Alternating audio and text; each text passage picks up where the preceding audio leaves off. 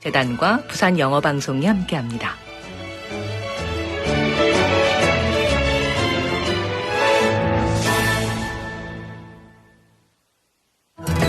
모든 지식을 인공지능이 찾아주는 시대. 하지만 정답을 찾는 기술보다 중요한 것은 세상을 새롭게 바라보는 눈입니다. 예술을 경험한다는 것은 익숙한 세상을 새롭게 바라보게 하고, 예술을 교육한다는 것은 인공지능 시대에 맞는 인재를 키우게 합니다. 바다를 품은 자연과 활기찬 도시의 일상이 예술이 되고 영감이 되는 곳. 부산이라는 거대한 도화지 위에서 창의력이 피어나고 상상력이 자라납니다. 예술로 생각이 자라는 도시, 예술도시 부산. 이 캠페인은 창의적 사고로 예술을 키우는 동서대학교 앵커 사업단과 부산영어방송이 함께합니다.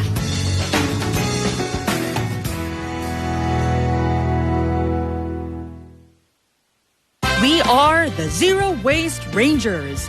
To save Mother Earth, just remember the 5 R's. Would you like a bag for that? No thanks. I brought my own bag. Number 1, refuse. Just say no to things you do not need. This shirt is so out of style. Why not take it to a flea market? Number 2, reduce. Buy only what you need and share with your neighbors. 1 iced Americano coming right up. Can I get that in my tumbler? Number 3, reuse. Single use, that's not how we do things. This is such a hassle. Let's just throw it all in together. You've got to peel off the labels and rinse them out. Number 4, recycle. Rinse it, peel it, and recycle properly. This looks different from other sponges. It's a biodegradable loofah. Number 5, rot. Choose a product that returns to nature. Refuse, reduce, Reuse, recycle, and rot. The 5R pledge to protect our planet.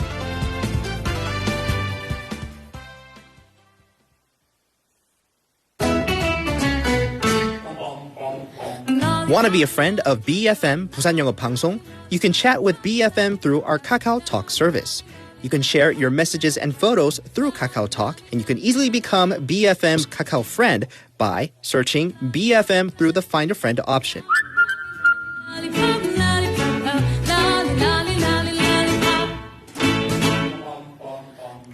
Come share and chat with us at BFM anytime, anywhere for free. Don't forget to add BFM 부산영어방송 to your Kakao friends list.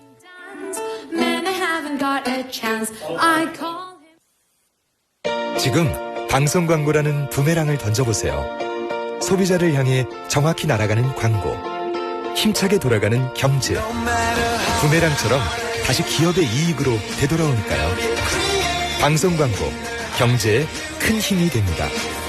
부산 방송광고발전협의회.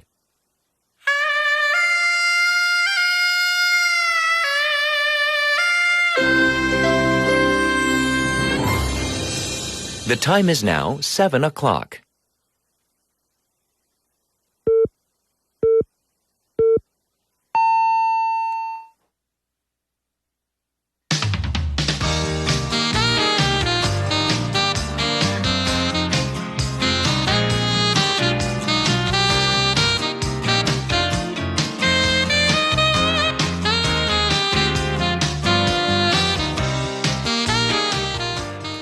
Good morning, Wavers. We have talked about the record-breaking performance bonuses at SK Hynix and Samsung Electronics. However, within Samsung Electronics, there is a feud brewing between the device-making and chip-making divisions, and that feud is deepening.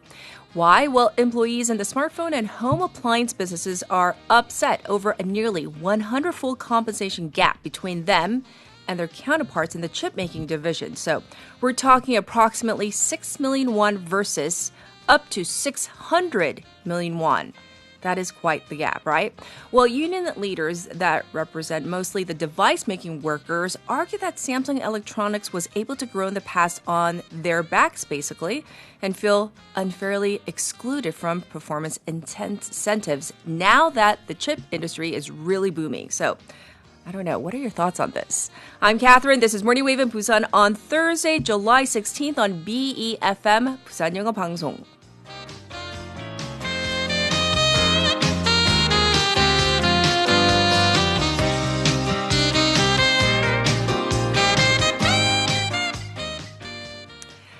Good morning, Wavers. Welcome to the program. I hope you're all doing well. It is Thursday, and as one of our listeners already pointed out, yes, it's kind of a Thursday feeling kind of like a Friday because most of us, we will have the day off tomorrow. Not everyone, but most people. It is definitely a public holiday.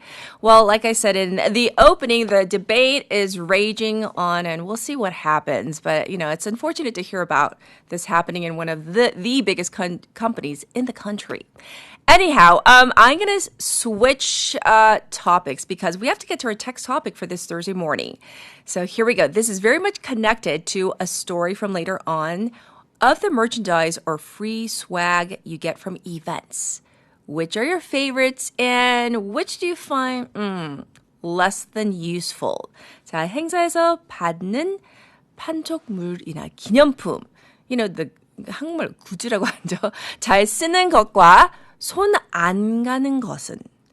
I actually like some of the cute tumblers that I have been gifted, and I still use them. So it depends on what the event was or is and how good the quality of, the merch or the free swag may be. But I've gotten some really cute, like, mugs and, tumblers. I'm all for that because, we want to use more of those and not the disposable, right? Well, definitely. Let me know what you're thinking. You can send in your thoughts to BFM's live stream, live chat on YouTube. Go to the YouTube platform, type in BEFM, 부산영어방송, to find our channel. Once you do, subscribe, log in, and chat with other wavers from your phone, pound 9050, shop 9050. That's going to cost you 100 won. You can also reach me for free on Kakao Talk. So same thing there. You got to find our account. You can enter BEFM or 부산영어방송. Once you find our account, add us as a friend, and then you can send in your messages and photos too. The ways you can tune into Morning Wave in Busan, 90.5 or 103.3 FM. That's on the radio if you are in the vicinity of Busan, in Busan. We're streaming live on YouTube right now. Come check us out. We're also available on our own app, the BEFM app, and the Popbang app as well. Here is the lineup for this Thursday morning. We have Jian for Now in Busan. That's our local news segment. We also have Haley coming in for hour number 1, top stories. Hour number 2, Wagger tea time. And we have Michael Kang coming in for a weekly profile. In hour number 2, Professor Chang Ho-gun for Expanding Horizons. And for a special interview today, this is really fascinating. We're going to speak to an expert regarding the first complete annotated English translation of 삼국유사. Ooh, so this has now been translated, and we're going to talk about this with a person behind this. So let's find out more about this. That's coming up in hour number 2. It's going to be a great one today. And of course, we have so much more. For now, though, we're going to turn to Jian for our local news. Good morning, Jian. Good morning. Yes, so let's get into our text topic first. So can you think of any free swag or, gifts that you may have gotten from events and you think, wow, this was really good. It's useful. Really good. I was thinking about wet tissues. Oh. But our engineer-님, our PD님 told maybe a portable battery. Oh. Have you ever gotten portable battery? Yeah, definitely. Oh, that's a good one too. I was like, who gives you portable battery? That's a good one. That's a good event. That's a good event. 좋은 이벤트입니다. Battery. Yeah, I think that's a good one. Okay. And also just a toothbrush, simple toothbrush with a little toothpaste. Could be nice. Oh, yeah, like travel size, right? Mm-hmm, right. And that was one thing that I had to get used to when I first came to Korea. Like, even during lunchtime, everybody congregates in the restroom. And now, at first I'm like, Is there a reason? Did everybody have garlic? But it's a thing. It's a cultural thing. Yes, we do. Yes, brush yes, our so- teeth. Yes. Okay, we're going to jump into some local news. Well, several hospitals in the Busan area have been selected as regional emergency medical centers. So let's talk about which hospitals made the cut. Yes, so here in Busan, 4 hospitals were selected. Haeundae Baek Hospital, Busan Baek Hospital, Donga University Hospital, and Busan National University Yangsan Hospital. Yes. Anything notable from this year's selections? Yes, so Busan Baek Hospital was newly designated, while the other 3 hospitals were reappointed for another 3-year term. I see. And how were the hospitals evaluated? The government looked at more than just facilities and medical equipment. It also assessed whether hospitals can quickly provide emergency surgery, intensive care, and specialized treatment for critically ill patients after they arrived at the emergency room. Yes, and let's talk about the competition. How competitive was the selection process? It was actually quite competitive. A total of 81 hospitals nationwide applied to become regional emergency medical centers, and 53 were selected to serve other the next 3 years. Okay, well, thanks for letting us know about these medical centers. Well, even after the sun goes down lately, Busan isn't getting much relief from the heat. So I hear experts, they've been raising concerns about this. That's right. Busan continues to experience tropical nights, and people are still getting sick from the heat overnight. Experts say many of the city's heat wave measures are still focused mainly on the daytime.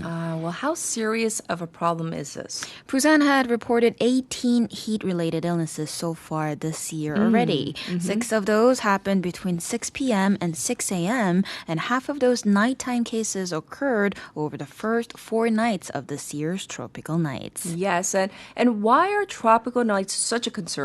Well, doctors say our bodies normally cool down and recover while we sleep. But when temperatures stay high all night, the body cannot rest properly, making heat-related illnesses more likely, especially for older adults. I see. Well, is the city providing enough places for people to cool down? Busan City operates about 1,650 cooling shelters across the city, including public buildings and some private facilities. Okay. But only 192 of them are open at night, and their closing times vary depending on the location. So what are experts recommending? They say Busan needs to improve access to nighttime cooling shelters, especially in neighborhoods with older housing and more vulnerable residents. The city says it plans to expand nighttime shelters further with a goal of having at least one in every town or neighborhood. Okay, well, thanks for letting us know about this.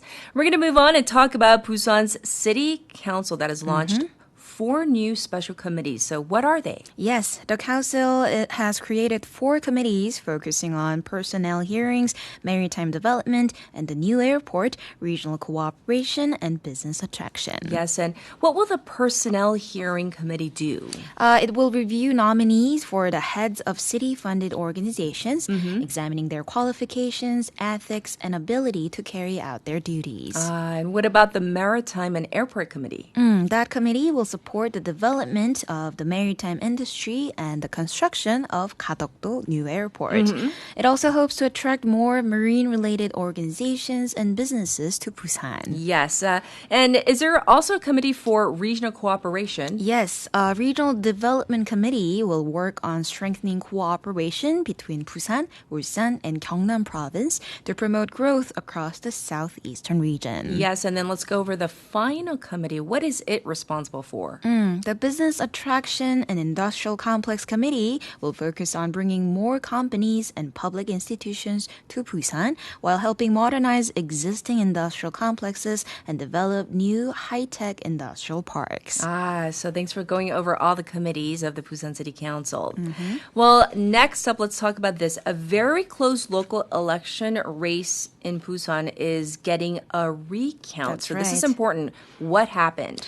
A recount has been scheduled for a Busan City Council race in Bukgu District 1 after the election was decided by just 26 votes. 26 votes.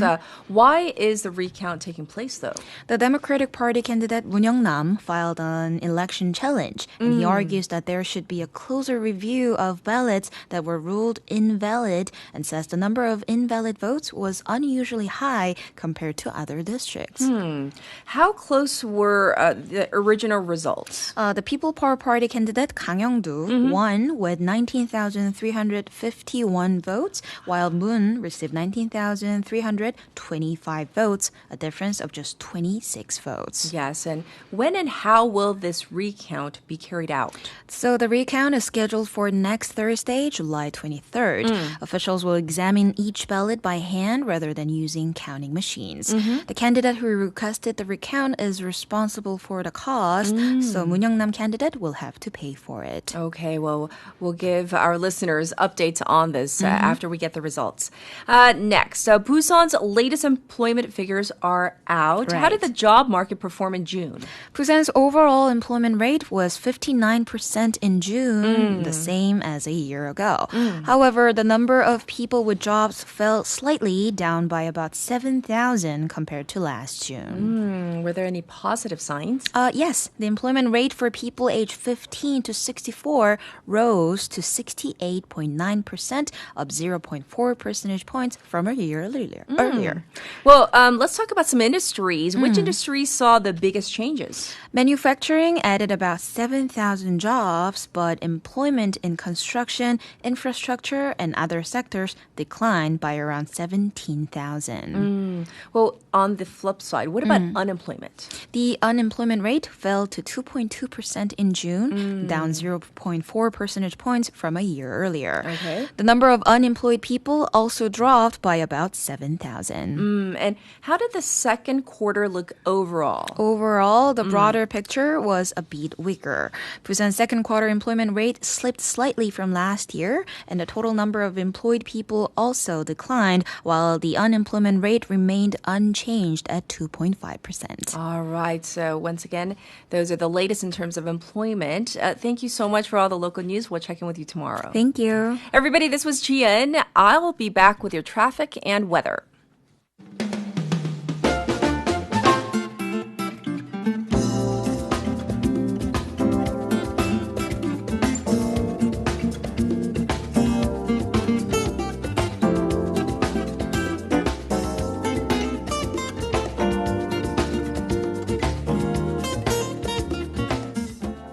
It's time for your traffic report. There is a cargo truck that is broken down on Namhae Expressway going toward Busan on the Jinle ramp. And it is congested on the Dongseok overpass from Hwangyang ramp to Kaegum. It's backed up on Nakdong Namlo from Hadan intersection to Hagwon Bridge.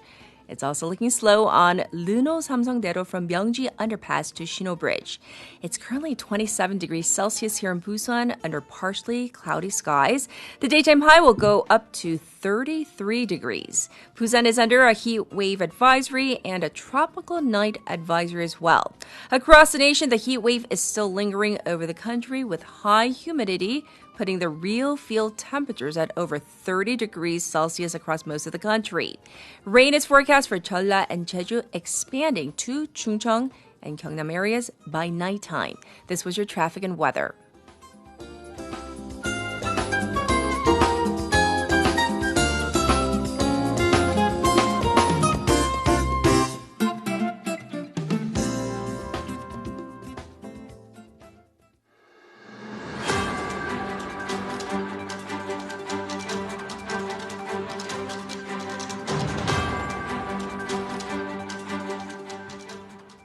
It's time for the morning brief. President calls for reform and innovation in policy implementation. President Lee Jae-myung stressed the need for reform and innovation in carrying out policy tasks during the government briefing from the Finance Ministry, the National Tax Service, and other agencies yesterday.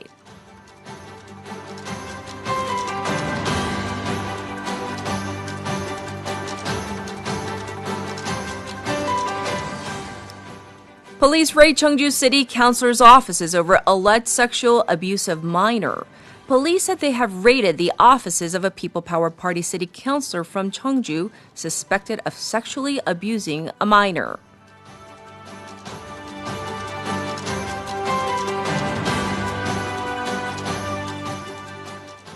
Prosecutors raid Gwangju Police Agency over alleged mishandling of murder case.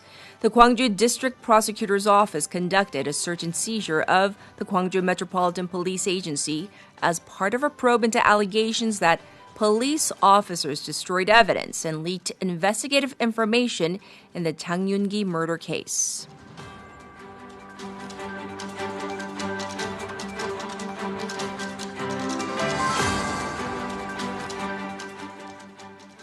UNESCO panel recommends Japan take additional steps at Sado Mine.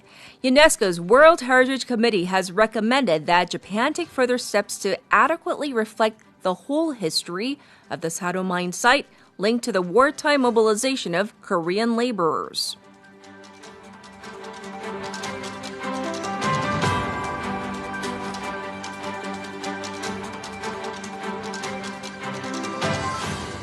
Iran threatens to block more trade routes as U.S. launches fresh strikes.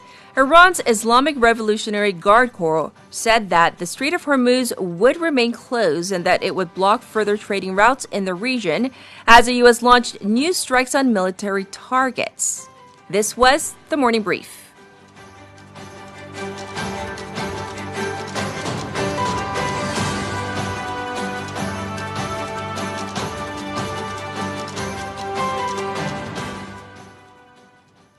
You're tuned into hour number 1 of Morning Wave in Busan. We're going to turn to Haley for top stories. Good morning, Haley. Good morning. We're going to dive into our first story. The government had its first day of public live stream briefing yesterday. Let's go over what went down. So the briefing by the Finance Ministry, the Data Ministry, Budget Ministry, and the Financial Services Commission with the Financial Supervisory Services with 20 people, a citizen panel took place yesterday.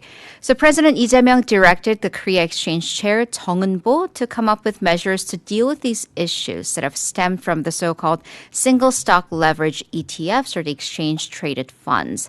So these leveraged funds have been pointed to as one of the factors that's been triggering volatility in the stock market. Yes. As a matter of fact, the Financial Supervisory Services Chair Lee Chan-jin stated that he regrets implementing the leveraged ETFs and takes responsibility as the person who's in charge of the markets. Well, the president has also talked about criticism around debt forgiveness. Again, so yesterday's theme was finances and monetary policy. So this was particularly over the government's proactive debt forgiveness programs for high-risk groups or young people, small businesses, and so on. So there's been this criticism that such debt forgiveness programs cause quote-unquote moral hazard, basically people not working enough to then just get their debts forgiven and move on. Right. To this, the president hit back, saying no one wants to live with bad credit. That basically makes you not be able to get a home, get a job, and open up a bank account just for tens of millions of won. And he stated that the moral hazard is when financial institutions go too harsh on long-term loan delinquents, that for society as a whole, it is better to help those people file for bankruptcy, deal with the debt, and get them back on their feet. Okay, well, some social issues came under light as well. This is the one that got a lot of attention and very headline-catching message. So this was a blunt message to public officials. President Lee Jae-myung said, "It's fine that you go out drinking, but don't seat young women next to you." This was likely a targeted comment at this recent tragedy. A young female firefighter who was apparently forced to sit next to a male supervisor when they went out for company meals or office dinners. She died last year. And there have been circumstances that have come to surface alluding to workplace bullying or some unfair treatment recently. And to this end, the president ordered for this overhaul of a public sector hierarchy culture. And he stated that young women are not playthings and it is outrageous that they're treated sometimes as such. Well, he also complimented one public official. It kind of becomes a pattern. This happened last year too, but this time the man at the center of attention was the head of the National Tax Service, NTS, Im Kwang-hyun. So he started the briefing by telling Im that he's doing a great job and there's really nothing much to comment. Im briefed the president on the NTS's stern response to these malicious and overdue tax delinquencies, tax evasions, and tax support for livelihood recovery, along with AI models. All right. Apart from this, the government is holding a 3 real estate discussion forum. So let's go over what was talked about there. So this is a 3-day deal. We are now on to day 3 today. So day 1 was with the land ministry. The major issues discussed there were a rise in rent prices. We're talking both 월세, the monthly rent, and 전세, the long-term deposits, and how the increase in rent has become a bigger hit for younger people.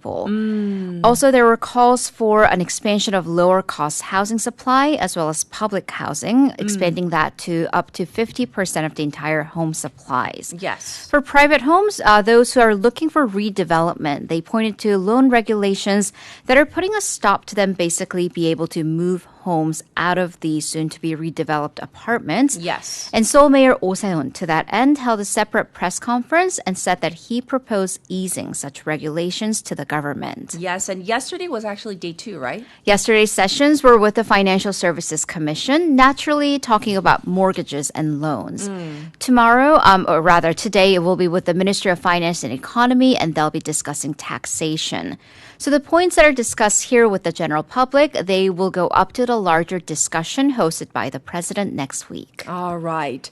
Well, let's move on and talk about the Bank of Korea, which is set to announce its rate-setting decision today. What is the likely forecast? So it's a big monetary day today. The Bank of Korea, or the BOK, is widely expected to raise rates. So markets expect a 0.25% increase. So that would take the benchmark lending rate from the current 2.5% to 2.75%. Yes. And why this would be important for many reasons, but this would be the first rate hike in 3.5 years. So that would effectively announce that the country is really buckling down to tackle inflation. Yes, but this is not good news for people who already have loans, right? Exactly. Well, the thing is, banks have already preemptively raised their respective interest rates. So BOK figures show that the new household loan rates are at 4.46% annual interest rate, and that was for the month of May. That was, again, without the benchmark hike. The upper limit for home mortgages at commercial banks, 주담대 금리 상단, already has exceeded 7%. So that means if the BOK raises the rates today, some forecast that this cap may go up to a 9% range. Right. However, that's not all. Right, because this might be the first of a rate hike cycle. So some experts forecast another rate increase to come later in the year in October. That would potentially take the interest rate to 3%, maybe even one more to end the year, end the cycle next year. So BOK data shows that for every 0.25% increase in home mortgage interest rates, people collectively, as the entire country, has to pay 1.8 trillion won extra in interest every year. That doesn't mean much for the average individual. So if you have a loan, a home mortgage, we're talking about an average of 5.8 million won in interest now, going up to 6.13 million won.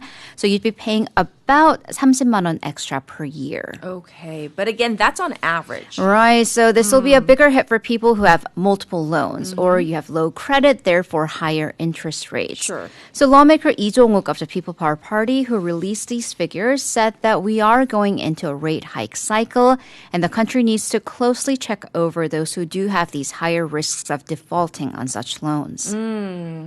All right, so a lot of finance and economy news that we went over. Well, we're now going to talk about the ongoing investigation in the Jang Yoon-gi case.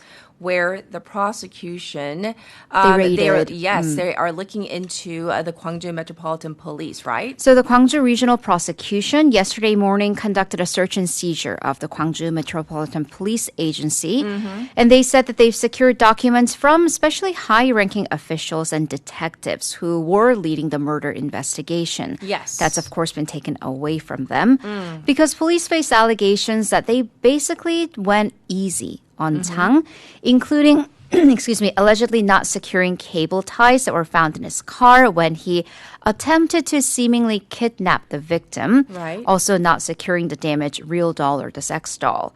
They're also looking into whether higher-ups gave any directives or exerted influence over the investigation, especially in this decision to charge him with murder and not murder with intent to rape, which has a way higher sentencing minimum. Yes. And also why officers who were conducting the investigation continue to update Chang's father, a fellow police officer, with information about the case.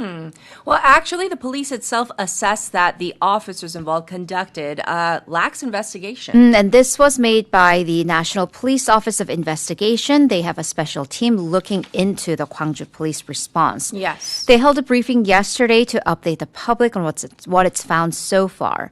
So its own assessment was that the investigation was done poorly, including neglecting to secure evidence or the police sitting on information allegedly. Yes. The police also apologized to the victims' families for charging Chang with murder, again, not with intent to rape, because Gwangsam Police Investigation Team's top officer apparently ordered for the lower-ranked officers to not take action. Okay, well, what kind of evidence did they sit on? So they found 2 blood stains on the back door of the vehicle, but on the passenger side, which should have led to a kidnapping or an abduction investigation, implying that somebody was in the back of the vehicle. Right. However, they didn't, and that SUV was given back to Chang's father. Oh.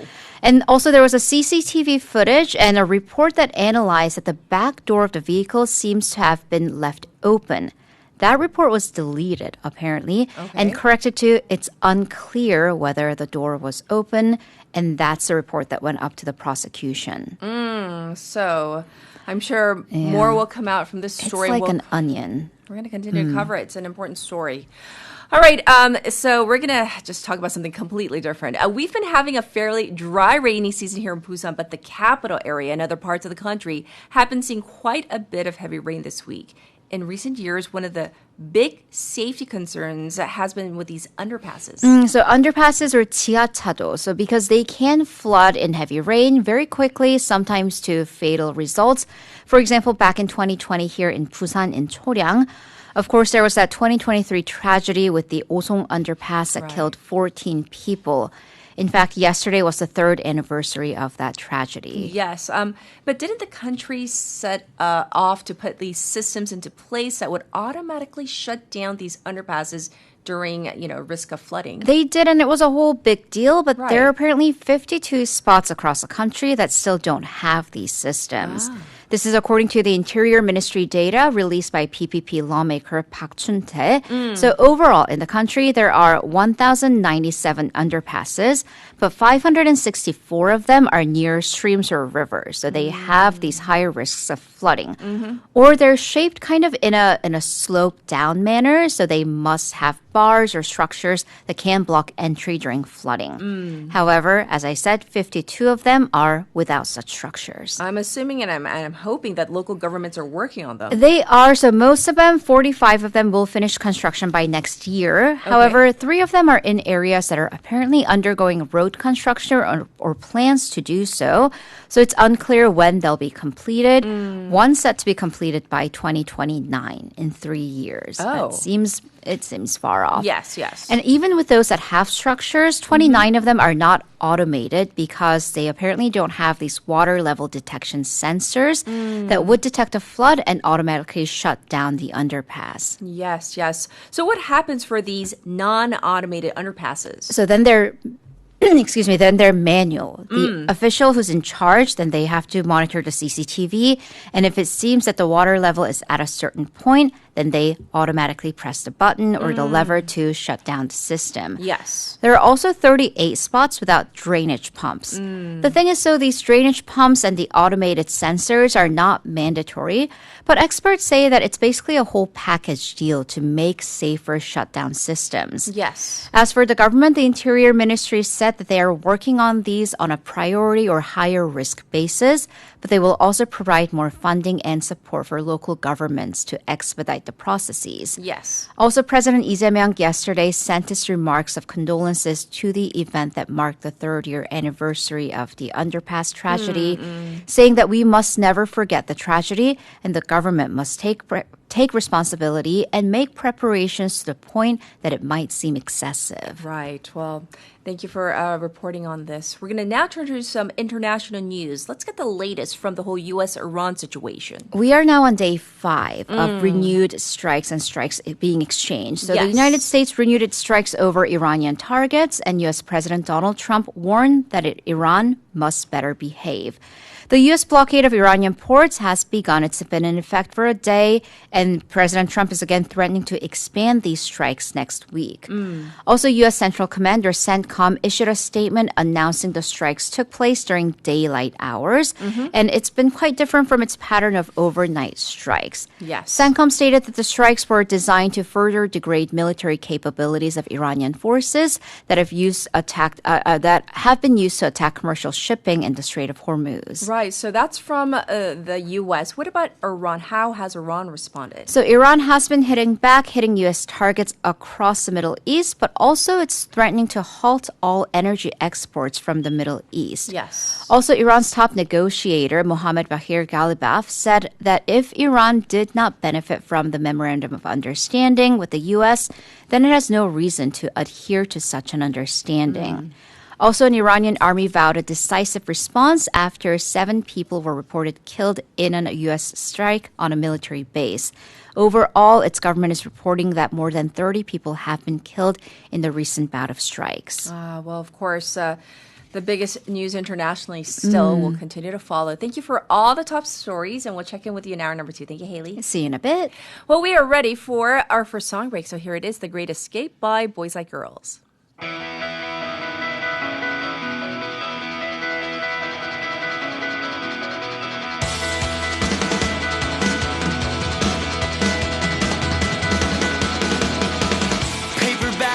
Plastic hearts, all our belongings in shopping carts. It's goodbye, but we got one more night. Let's get drunk and ride around and make peace with an empty town.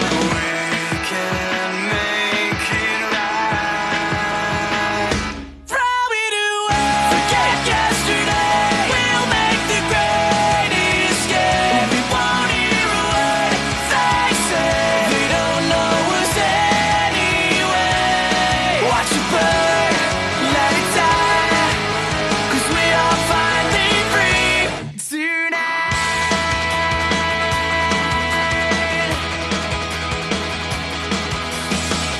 Tonight we'll change our lives. It's so good to be by your side. We'll cry, we won't give up the fight. We'll scream loud at the top of our lungs, and they'll think it's just 'cause we're young, and we'll feel so alive. Throw it away, forget yesterday. We'll make the great escape. We won't hear a word they say. They don't know us anyway. Watch it burn, let it die, 'cause we are finally free tonight. Never wasting time, the hours that were left behind, the answers that we'll never find, 'cause they don't mean a thing tonight.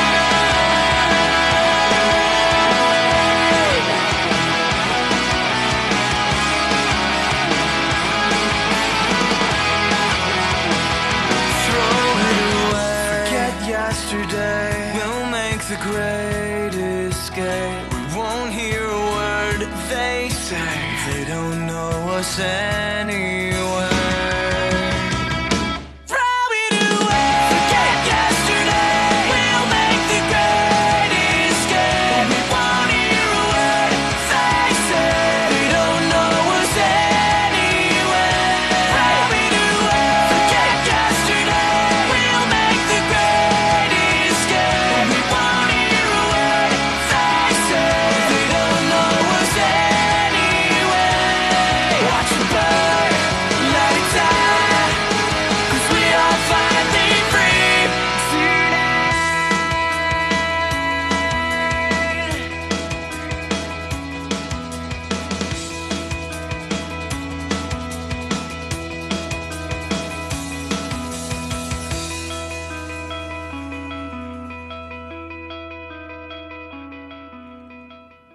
All right, listeners, welcome back. You know, I was taking a little peek at your messages, and not only did you address our text topic, by the way, which is of the merchandise and free swag that you get at events, which are your favorites and which are kind of like, I can live without.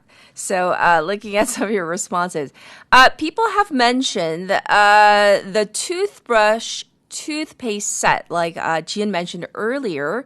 So that's definitely a good one. And yes, Nemi, for example, I love using travel-sized toiletries since I travel a lot for, or wipes. Meaning, like, you know, wipes, or 우리 여기 국내에서는 물티슈라고 하지 않나요? 근데 in English, we call them like wipes or wet wipes. So to use at home, so you don't have to buy them because they're kind of like essentials. Like, how can we live, especially during summer, you know, in emergencies where you can't wash your hands? You know, those little wipes that they hand out, those are definitely very useful. Well, for now, oh, by the way, I see a lot of messages talking about the whole Argentina versus England match, which wrapped up just a little while ago. And spoiler alert, just in case you haven't heard, yes, Argentina beat England. And I think that kind of might be a perfect segue into our next segment because Michael Kong is here for Weekly Profile. Hello. Good morning. How are you? Very good, and you? Good. I'm doing well. It's like a Thursday, feeling like a Friday. And by the way, waivers 그렇죠. out there for the long weekend because, you know, tomorrow is obviously Constitution Day. If you're Yes. doing anything special, going anywhere, you know, feel free to chime in and let us know what you're going to do. But I want to ask you a text topic. So of all the merch, the free swag that you may have received from events or at events, what's your favorite? 저는 수건이요. Like 수건 hand towels. Oh, like the, you know, like 뭐 But like the 그쵸. 근데 but like those little ones. The like little not the ones. big ones. The big ones are for like, you know, the home, like for the kitchen or something like that. But the little one. The little one, I can use it. I can carry it around and use it to, you know, clean my glasses or something like that. The little stuff. The soft one, right? Yes. That's a It's good hard one. to come by. Like it's hard to get by one of those though. It's like you don't necessarily go out to buy that. But when you get it as a gift, you're like, oh, thank you. And I always ask them, you know, 이거 어디서 구하셨어요? You know, because I have even now still, Right. I have no idea where to get those. You know, because they're not like those glass cleaners per se. They're Right, like they're not. It's like the soft cloth. exactly. I know So, which one, yes. pretty rare. Pretty good, though. Yeah. All right, we're going to jump into our weekly profile. So I took a little peek, so that's why. Yeah. I think it comes at a very good timing. Yes, perfect timing. Because nobody knew who's gonna win. I mean, between Argentina and England, it now we was a big match. I can tell you Yes. that because they are historically known to be rivals in Yes. sports, and especially in football. So 그런 타이밍에 today at our weekly profile, we'll be talking about the one and only Lionel Messi. What perfect timing, though. Really? 진짜 저 이거 뭐 You were psychic. Yeah, I did not know at the time when I was, you know, making the script. I didn't know that Yes. that Argentina was gonna win, Yes. but they did. They did. 그래서 저는 너무 좋습니다 지금 느낌이. 네, timing is everything. Yes, it timing is. It is. 완벽해요. So Lionel Messi, for those of you who don't know him, is 누구죠? yeah. Have you heard about him? 처음 들어보는데요. 네네. He's the one and only Argentine football legend, widely regarded as one of the greatest players of all time. Right. He is the captain of both Argentina and Inter Miami, an 8-time Ballon d'Or winner, as well as a World Cup champion. Yes. And a player whose career has been defined not only by trophies, but by constant reinvention. Yes, so we know like all the accolades and he's like world famous and all that. But let's go back in time. Let's go back to Yes. the beginning. Who was Lionel Messi before he became this like global icon? Yes. So just to go, you know, backwards in time, Messi was born in Rosario, Argentina in 1987. 3 years before I was born. TMI. 우리 감독님 맨날 매번 너무 좋아요. 이거 한두 번 TMI. 너무 많이 하는 것 같아요. 네네. Okay, anyways, yeah. 네. Football was around him from the start. Okay. So his father coached local club. And Messi began playing when he was still a very, very young child. Right. There's a very famous story that he first entered a match because his grandmother urged the coach to put him in when the team needed another player. And once he stepped onto the field, his talent was impossible to ignore. Right. However, his path was not smooth. It wasn't simple. Not at all. Not at all. So at age 11, Messi was diagnosed with growth hormone deficiency. 그래서 성장 호르몬 이제 그 문제가 있었다고 해요. 네. And the treatment was very expensive, and his family basically could not afford it. Yes. And that could have ended his football dream, but Barcelona then came in. That Barcelona. And that's the team. Yeah, exactly Not the the city. one. Right. So, I mean, his foray into Barcelona, that's like, of legendary things, right? It really is. Yes. So when Messi was 13, he and his family moved to Spain after Barcelona agreed to support his medical treatment and bring him into their youth academy called La Masia. The story goes that Barcelona's technical director, Carles Rezach, was so convinced by Messi's talent that he wrote an agreement on a napkin. This is legend at this point, yes. right? And that napkin became one of the most famous symbols in football history. That's right. So Barcelona didn't just sign a young player. It's like they kind of changed football or soccer history, right? Exactly. I mean, look at how it is now. I mean, we always talk about either Lionel Messi or Ronaldo when we come to the football, but when we come to football. But yes. So they gave Messi the environment he needed, and Messi gave Barcelona one of the greatest careers the sport has ever seen. That's true. Yes. And when did Messi make his first team breakthrough though? So he made his senior debut as a teenager, and almost immediately people could see something very different in him. His dribbling was low, which is very important, and super quick, and almost impossible to read. Right. So he seemed to move through defenders rather than around them. So at first he was a right winger. Yes. Then under Pep Guardiola, he became something even more dangerous. Right. So are you referring to the whole false 9 rule? Yeah. And this is so technical. Yeah. But 좀 기술적인 yes. 얘기긴 한데 false 근데 nine. 재밌어요. False Yes. nine이라는 이 단어가 있어요. So let me explain. So exactly Yes. in 2009, Guardiola moved Messi into the center, but not as a traditional striker. Right. He dropped between the lines and pulled defenders out of position and basically created chaos. And that's Right. what false 9 does. Yes. That tactical shift helped Barcelona dominate Europe and changed how modern football thought about attacking roles. Yeah, so it's not just a traditional, you're out in front, you're in the center, and you're 그러니까 always 완전히 공격도 아닌데 완전히 센터도 아니고 Right. You don't know what this guy is. Exactly. He's capable of doing anything he desires. Right, and we gotta look at some statistics. His numbers at Barcelona are almost unbelievable. They right. are 너무 많아서 네. 이거 정리하는데도 시간이 걸렸어요. So during his Barcelona career, Messi helped the club win 10 La Liga titles and 4 Champions League trophies. Wow. And 7 Copa del Rey titles. Okay, that's not it. That's not all. He became La Liga's all-time leading scorer with 474 goals. Wow. Then came the historic individual records. Okay, here we go. In the 2011 and 12 seasons, so that's 1 year time term. Yes. And he scored 73 goals. 73? Yes, in just 1 Wow. year. In 2012, he scored 91 goals in a calendar year. Oh my goodness. And those are numbers that still feel unreal. Those are numbers, some people, that's their whole soccer history. I mean, not to put How them many down. goals have you made in football? You mean in with your entire life? In my entire life? Yeah. Oh, with my family? Yeah.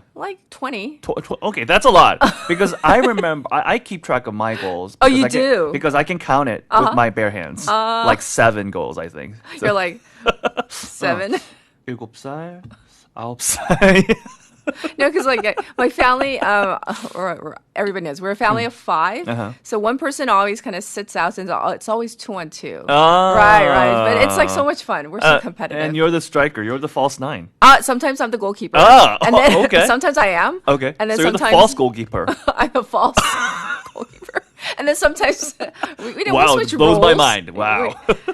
You would be surprised. Yeah, we're a very competitive bunch. Yes. Okay. Yeah. But more on Messi. He kept changing as a player. He didn't just like stay in one place, right? Yes, and that's one of the most important parts of his story. Yes. He began as a dribbler.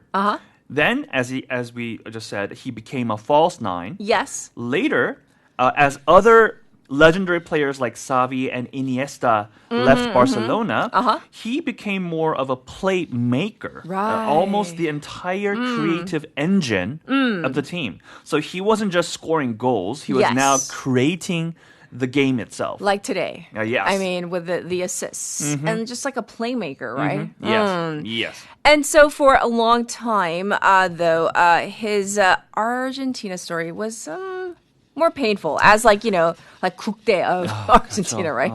국대. Right. When it comes to like leading a national team, it it's seems different. it seems like it becomes a whole different story. Yes. And for Messi, this was a very painful era. Messi became Argentina captain in 2011, but for years he carried the weight of repeated heartbreak. Okay, give us some examples. Yeah.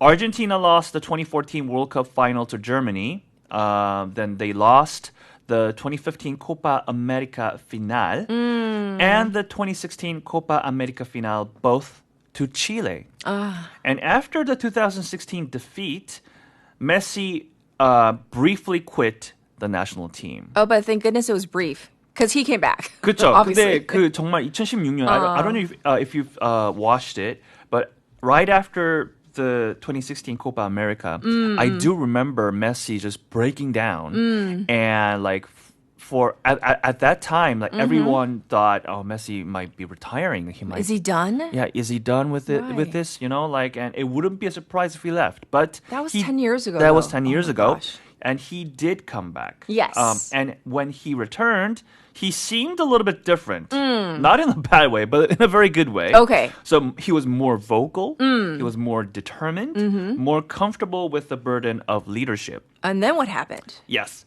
The breakthrough finally came in 2021 when Argentina defeated Brazil at the Maracana to win the Copa America. Wow, that is major though. Wow. Beating Brazil, right? 그러니까 칠레도 상당한 강팀이긴 한데 브라질 같은 경우에는 whole different story. Yeah, right. I mean they're like they're the Brazil. number one. Yeah, number one in the football leagues worldwide. Right. And Argentina defeated them. That ended Argentina's 28-year wait for a major title. Yes. And then, came Qatar 2022. Yes, Qatar 2022. Exciting World Cup it was. And it completed Messi's legacy. Yes. He led Argentina through pressure, the drama, and exhaustion. And in the final against France, he scored and he created. Yes. And he delivered in the penalty shootout. Argentina won the World Cup. Right. And Messi won the Golden Ball as the tournament's best player. That's right. Yes. For many people, that was the final piece of the argument. The greatest player of his generation had finally won the greatest prize. I mean, because like of his generation, it's always, is it Messi versus Ronaldo or Ronaldo, whatever you want to call him. But like there's always a debate and people still are debating. 그쵸. But I don't know. He's won it all. Yeah. Yes. 이 2022년까지의 그 여정. Like the so many stories and the so many things that he had to endure and had to go through. Right. Until 2022. Right. And then he made the move. This was pretty major to MLS to Inter Miami. Yes. In the later stage of his career, Messi moved to the United States and joined Inter Miami. But even there, he didn't simply become a ceremonial superstar. Right. He transformed the team's status and helped raise the profile of Major League Soccer in the U.S. and created a football boom across the U.S. Yes.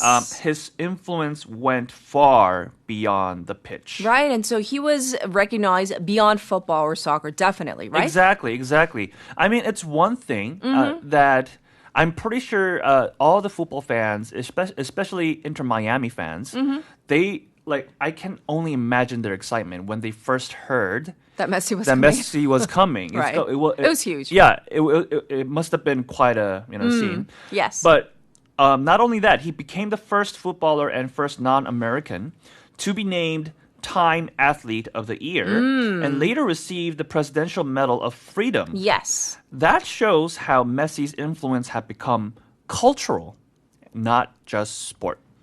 That's absolutely true. And, some people, I don't know, there are always naysayers and critics. They've been talking about Messi's so-called, walking football. I don't dare criticize Messi, but... Yeah, right. I mean, so, yes, and it's fascinating. So at this stage of his career, Messi walks more than he runs. I mean, that's a lot of the assessments that we can see. Sure. Statistics from the 2026 World Cup show that he spends a huge portion of games walking or standing still. However, there's a big but. There's a big but. There's a big but. I Yes. mean, we're not here to criticize him. But the incredible thing here is that he still produces goals and make the same assists that he's been doing and creates the chances at the highest level. Yes. Right? Uh-huh. And how is that possible? It's because Messi doesn't waste energy. But that's being incredibly efficient, don't you think? Yeah. Yes. 그러니까 생각해보세요. 그러니까 이제는 도가 같았다는 거죠. 한국말로 얘기하면은 도 같은 거예요. 뭐 이 정도면은. But when he moves, it's so efficient and effective. When he moves for a reason. Yes. He reads the game. He watches the space. He waits. Yes. Then, when the decisive moment arrives, Yes. he suddenly makes the acceleration. Yes. And his movement is no longer constant. It is very, very selective, right? That's why some analysts say he makes football look like a walk in the park. Literally, 그냥, but not really. 그러니까 너무 축구를 쉽게 하는 것처럼 보이는 거죠. 그렇게 보이는 거지만 아니겠죠. 그러니까 공원을 Right, 산책하는 느낌이다라고 평가가 나올 정도면 얼마나 축구를 쉽게 하길래. At least how it seems. Yes, that's how it seems. So before we close, I want to ask you, like I always do every week, how would you describe Lionel Messi in one sentence? This time I would say this. Lionel Messi is not just the greatest player of his era. He is a footballer who kept becoming someone new and stayed ahead of a game that spent 2 decades trying to catch him. Ooh, that's good. Yeah, everybody's always trying to catch 복이 him. 있습니다. Well, thank you for a fascinating weekly profile. And of course, we'll check in with you next week. Have a beautiful weekend. You too. All right. Everybody, this was Michael Kang, and it's now time to wrap up hour number 1. We're going to end it with this one, Antifreeze by Peg Yerin. Enjoy. I'll be back at 8.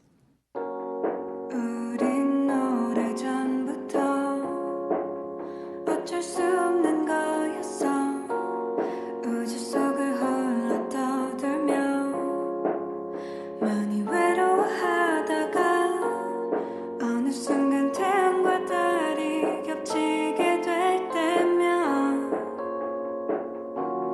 모든 것을 이해할 수 있을 거야 하늘에선 비만 내렸어 뼛속까지 다 젖었어 아마 이따 비가 그쳤어 대신 눈이 내리더니 영화 속도 볼 수 없던 눈보라가 불 때 너는 내가 처음 봤던 눈동자야 너 지금 거리들이 거울처럼 반짝여도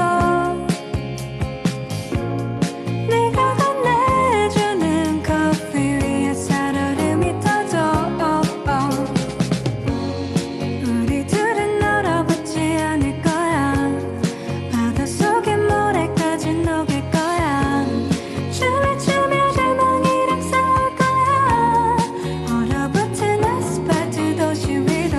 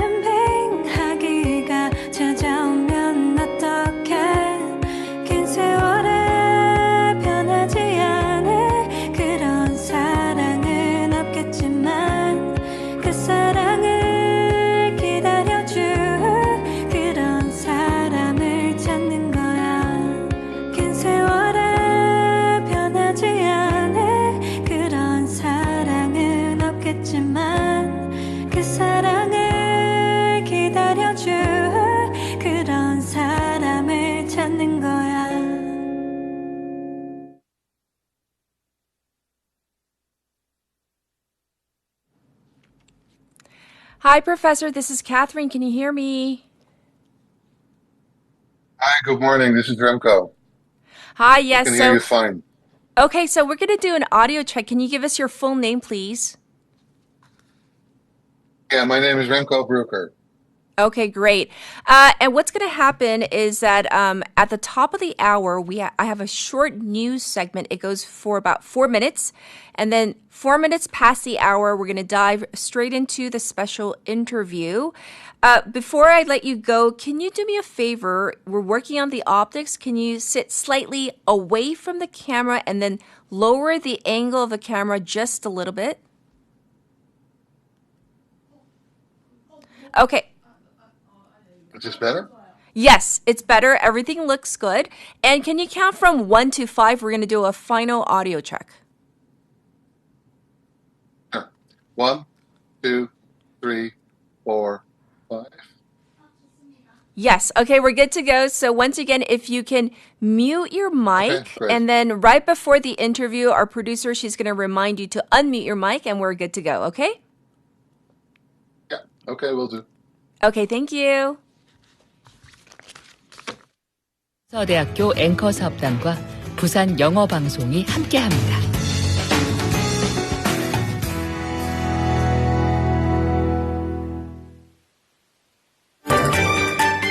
(30년째) 같은 자리를 지키며 변함없는 행복을 나누는 분식집. 뜨거운 다림질 열기와 함께 깨끗함이 은은하게 실려오는 세탁소. 문구와 장난감 사이로 설렘과 이야기가 가득한 오래된 문방구. 아이부터 어른까지 모두의 발길이 머무는 우리 동네 최고의 추억의 장소입니다. 이렇게 작은 가게 하나하나가 모여 골목에 따뜻한 온기를 만들고 그 활기찬 온기들이 모여 우리 지역 경제를 든든하고 힘차게 지켜갑니다. 부산의 47만 소상공인이 내일도 힘차게 일어설 수 있도록 우리 모두의 발걸음과 응원을 더해봅니다.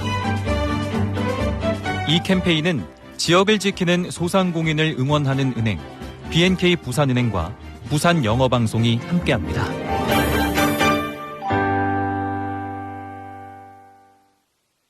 아직 어렵게 느껴지는 영어. 아이들 영어는 어떻게 챙기시나요? 부산 영어방송이 준비한 어린이 영어 콘텐츠 세상. BFM 키즈 영상 채널이 여러분을 찾아갑니다. 샘 해밍턴과 윌 벤저스 그리고 모모랜드 낸시가 함께하는 BFM 키즈에서 영어로 듣는 부산 설화와 전래동화, 재밌는 파닉스 영어, 신나는 K-팝 영어까지 만나보세요. 우리 아이의 영어 실력과 창의력을 쑥쑥 키워줄 특별한 어린이 영어 채널 BFM 키즈가 여러분을 기다립니다. 지금 바로 BFM 키즈를 검색하고 구독해주세요. 무엇이든 말하는 대로 만드는 AI의 세상. 하지만 AI로 이 소리를 대신할 수 있을까요?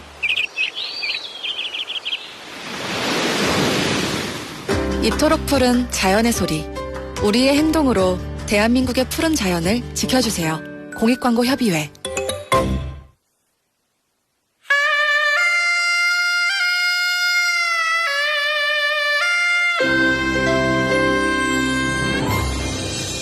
The time is now 8 o'clock.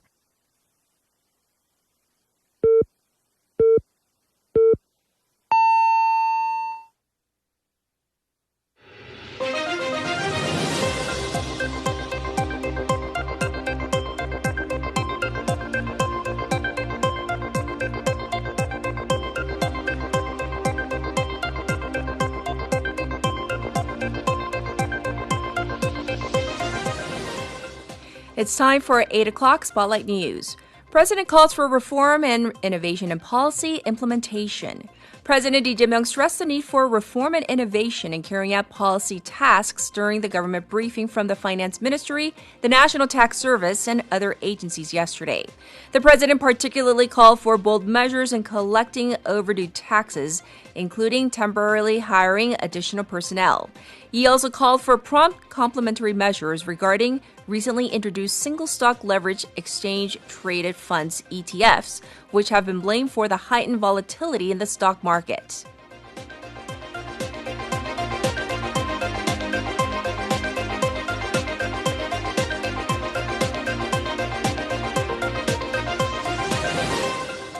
Police raid Cheongju City Councilor's offices over alleged sexual abuse of minor. Police said they have raided the offices of a People Power Party or PPP city councilor from Cheongju suspected of sexually abusing a minor. The first-term councilor is accused of having sexual relations with a middle school student on 2 to 3 occasions between October 2024 and May 2025 and filming the encounters, according to the police. The police said they plan to call in the suspect for questioning upon completing analysis of the seized materials.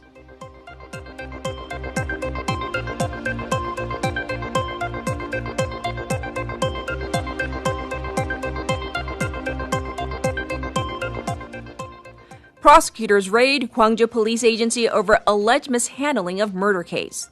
The Gwangju District Prosecutor's Office conducted a search and seizure of the Gwangju Metropolitan Police Agency as part of a probe into allegations that police officers destroyed evidence and leaked investigative information in the Jang Yoon-gi murder case. The prosecution seeks to secure documents on how senior officers at the agency handled the murder case, where the suspect's father is a police officer in the same city. The raid took place after a local district court issued an arrest warrant last week for the murder case's lead police investigator, surnamed Park, who faces charges of destroying evidence.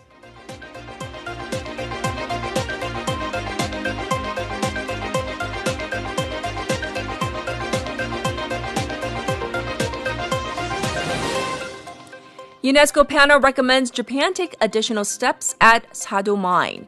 UNESCO's World Heritage Committee has recommended that Japan take further steps to adequately reflect the whole history of the Sado mine site, linked to the wartime mobilization of Korean laborers. The recommendation was part of a draft decision following its review of a State of Conservation or SOC report submitted by Japan late last year, according to Seoul's foreign ministry. The committee also recommended that Japan closely consult with relevant parties to ensure that the site's whole history is fully presented and submit a follow-up implementation report by December 2027.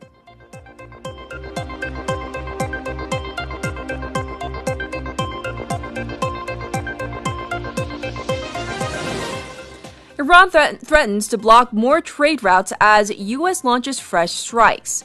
Iran's Islamic Revolutionary Guard Corps, or IRGC, said the Strait of Hormuz will remain closed and that it would block further trading routes in the region as the U.S. launched new strikes on military targets.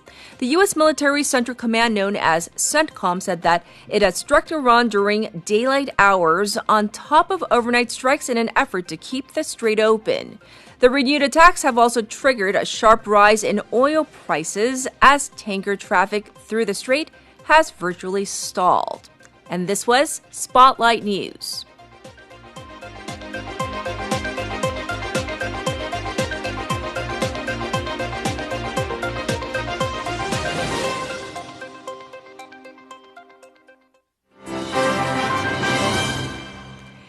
It's now time for a special interview. You know, one of Korea's most important historical classics has recently become more accessible to readers around the world. 삼국유사, compiled by the Buddhist monk Iryeon in the late Goryeo period, this is a collection of historical accounts and myths and legends and Buddhist stories spanning from Gojoseon to the later Three Kingdoms period. And now, for the first time, a fully annotated English translation of 삼국유사 has been published. It opens the doors for more people around the world to really explore Korea's history and, of course, cultural heritage. To tell us more about the significance of this landmark publication, we are joined by a special guest, one of the scholars behind the translation project. So I'm going to introduce Professor Remco Brucker, Professor of Korean Studies at Leiden University. Hi, thanks for joining us today. Good morning. Great to be here. Thank you. Yes. First of all, congratulations on the publication of this translated work. And this project has been described as the result of more than 60 years of work across 3 generations of Korean studies scholars at Leiden, I hear. So can you tell us a little bit about this remarkable journey? Yeah, it's been a long journey. The translation was started by the teacher of my teacher, Professor Voss, who was a Korean War veteran, founded the Korean Studies Department and started translating the Samguk Yusa in the early 60s. He then left it for a while, busy with other things, and asked his successor, my teacher, Boudewijn Walraven, to finish the translation when he felt that he would not be able to do it. He was on his deathbed. This was in 2000. And my teacher then asked me to finish the translation with him. And so we did it from 2009, 2010 onwards with support from the Academy of Korean Studies. So altogether, it's taken almost 60 years to finish the text. Yes, indeed. So challenging. I'm sure many parts of translating 삼국유사, but I'm thinking especially maybe the poetry, the historical references, cultural concepts. What do you think was most challenging? Well, the translation and the text kept becoming more challenging the further we got. It was really one big challenge. It was a great challenge. It was really fun to do it. At times it was exasperating, but the most difficult parts to translate, I think, were the poems, as you say, the hyanga, because there's so little material to compare the translations with. We don't have a full corpus of hyanga poems, so to a certain extent, it's guesswork, and that made it really, really challenging to come up with an acceptable translation.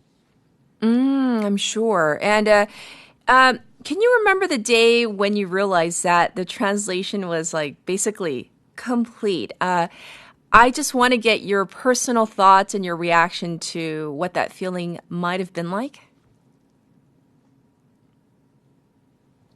Actually, to be honest, I had a number of those days. The first one, I think about 3 years ago, we were finished. We thought we'd submitted the manuscript to the publisher. And we were so happy we organized a book presentation in the Netherlands, complete with the son and the daughter-in-law of Professor Voss. And then it took another 3 years. The translation had to be proofread. There were mistakes in it. There were parts we had to take another look at. So I think we had at least three such moments. Finally, the final moment for me to know that this was finished was when I held the real physical book in my hands. Wow. I can't even imagine. For our listeners who may not be familiar with 삼국유사, how would you describe it? Why is this such an important work in Korean history and culture? Well, the thing is, this is the first text. It's compiled in the 13th century that mentions Tangun, the Tangun myth, which, as you know, is such an important myth in with regard to the origins of the Korean people. Yes. But it's also a historical text, but it's not a standard historical text in the sense that it contains all kinds of strange and weird stories. Next to the very factual history, it also contains stories of magic, stories of folklore stories. It contains just about anything you can think of. So it gives you a much broader view of what people will have thought like, how they saw the world in a past that is really long gone. That makes it really important in my view. Yes, and this new edition includes, I hear, extensive annotations as well as the translation itself. So why are these annotations so important? Can you explain? Well, the thing is, this text was compiled, 800 years ago. But Right. the texts that were compiled into the Samguk Yusa are even older for a large part. Sometimes we don't even know how old they exactly are. So in order to make sense of what was actually said, sometimes you need some help. You need to be able to rely on scholarship that has ferreted out the meaning of obscure passages, that has determined where something happened or who a certain person was. And we try to put it in the footnotes. We try to be, we were not as exhaustive as I would have liked. I like footnotes. I would have footnoted the entire text much more than we even did now, but we ended up with about 2,000 footnotes, which, according to the publishers, really is more than enough. Yes, indeed. Well, in terms of historians, they often describe 삼국유사 as an invaluable historical source. And so when we talk about the high historical value, why do you think that even with the myths and legends, like you said, that obviously along with historical accounts, that it holds such esteemed high value?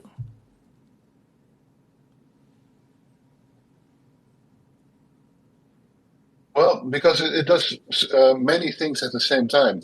The text tells you about the way people looked at the world, how they thought, how they believed, how they looked at other countries and cultures in the period of the Three Kingdoms, Korean antiquity.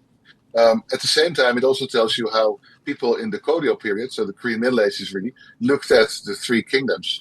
So that makes it, in two ways, a very important text. And then it doesn't just contain historical facts that sometimes you cannot find anywhere else, or if you can find it in somewhere else, it helps you to cross-reference and to cross-check and to support facts found somewhere else. But it also holds those stories that are weird and strange, and they talk about magic or about supernatural beings. That will tell you much more about how people lived and thought and believed during in the past. So and that makes this text really extremely special, I think. Yes, yes. And, these days, people very much want to know more about Korea, whether it's through K-pop, K-dramas, or K-films. But how do you hope that this work will help people discover another side of Korea, aside from the pop culture right now? It's great to see how Korean pop culture has swept the world. Yes. But there's more to Korea than pop culture. And this gives you a view of the past. And I think maybe the thing I like best about the Samguk-yusa, and I hope that people will pick this up, is the fact that it's so diverse. I would not know, to be honest, how to characterize the Samguk-yusa. Is it a historical text? Is it a Buddhist text? Is it a text that deals with magic and folklore? Is it a text that deals with love poems and poetry? It's all of the above. And it contains so many different voices from the Korean past that it gives you a very diverse understanding of what Korea was like 800 years ago, 1,000 years ago, 1,500 years ago. I think if you would ask me, that's what I find most important about it. Yes, yes. Well, I'm sure you have spent days, months, years working on this. Is there a particular story or passage that's a favorite of yours from Samguk-yusa that really has stayed with you throughout the whole process? Well, to be honest, it's the very first story. The Tangun myth has stayed with me because it seems to come out of nowhere, and all of a sudden it explains where the Korean people come from. And it kind of envelopes the entire Samguk-yusa in a very different understanding of history. That's one. And the other story that really stayed with me is the story of a Buddhist monk, Pondok, who lived in Goguryeo, one of the Three Kingdoms, felt or knew that the country was in danger, and he took his entire monastery and flew to Paekche in the southwest of the Korean peninsula. And that story, it's a great story of magic. At the same time, it tells you of the fears that people feel when their society is faced with warfare and the things they do in order to keep them and their loved ones safe. Yes, yes. And for a final question for you today, Professor, what do you hope readers all around the world will take away from Samguk-yusa, whether they're Korean, non-Korean, whether the original is probably too difficult for the layperson to read anyway, but what do you hope people will take away from this? Well, really, I hope they will take away two things. One is that it shows the incredible diversity and depth of the Korean past. In historical terms, cultural terms, there's so much to explore there and to learn from. And the other thing is it's a very, I think, universal thing. The sheer diversity of the text, the many different voices that are contained in this text that still speak to you after all these years. Yes. Those are the two things I hope people take away from the Samguk-yusa today. Well, once again, thank you for all your work, and I'm sure you can continue to celebrate. It's been a long time coming, so thanks for joining us for this very special interview. We appreciate it. Thank you very much for having me. Everybody, this was Professor Remco Brucker, and once again, one of the scholars behind the years, and as he said, decades of this translation project finally done. This was our special interview. I'll be back with your updated traffic and weather.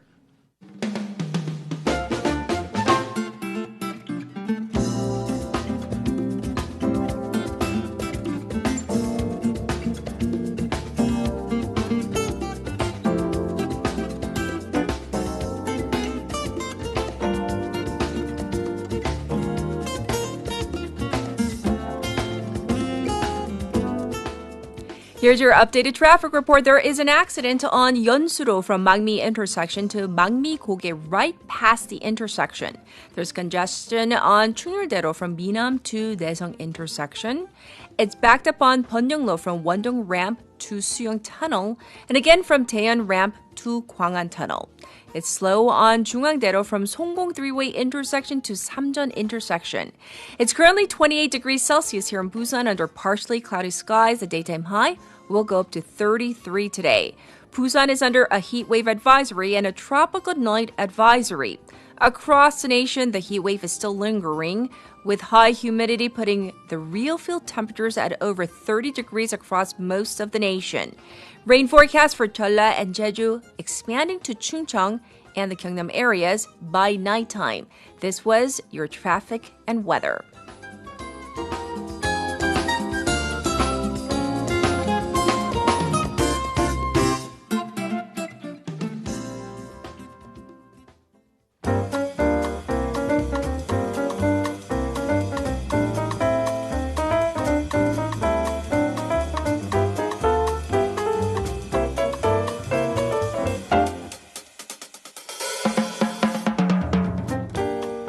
It's time for Wagga Wagga Tea Time. Guess who's here? Haley's here. Hello. Welcome back. Hi. Yes, yes. Well, I don't know about you, but everywhere I go, I hear about it's hot, it's humid, right? And the air conditioners and dehumidifiers, they are lifesavers at this point. They truly are, but it is therefore even more important to make sure that you use them properly and most of all safely. Because according to the National Fire Agency, there have been 1,500 air conditioner related fires in the last 5 years, with 3/4 of them, well, naturally taking place in the summer months. July, August, and nowadays September's kind of summer. Yeah, it is. So let's look at the biggest culprits. Okay, it is the 실외기. The outdoor units and also the extension cords, which we call multi-tap in Korean. So a lot of people do get their air conditioners cleaned. Yes. But, I mean, when was the last time you got yours cleaned or you cleaned yours? Oh, actually, we have a service person. Ooh. He came, I think, 2 months ago. He came like before summer hit. Right Yeah. when, you're starting to kind of think about using them. Does he also clean the outdoor unit? Yes. There you go. She's doing Not- it right. not me. I mean, It's not me. her family, you guys are doing it right. Okay. Because a little bit of personal. So our service person's coming today because our Oh, it's Thursday. It's Thursday, It's that you day. guys. It's finally Thursday. You yes. know how long Thursday has been from Saturday, which I mean, With no AC. yeah, with no AC, long. Anyways, Yes. we think it is a shiragi problem. Exactly. So I know personally. Yes. Because dust builds up. Sometimes birds build nests on it. There is a pigeon who kind of hangs out. So I'm going to find that pigeon for whatever happens. There might be debris buildup inside the fan. So that can obstruct ventilation. By the way, if that happens, the internal temperature within that shiragi can spike up to a boiling point, 100 degrees Celsius in a moment. And that, of course, can lead to fires. Right. And the thing is this, I remember, I think you told us, was it last year or the year before, the whole extension cord issue or multi-tab, whatever you call it.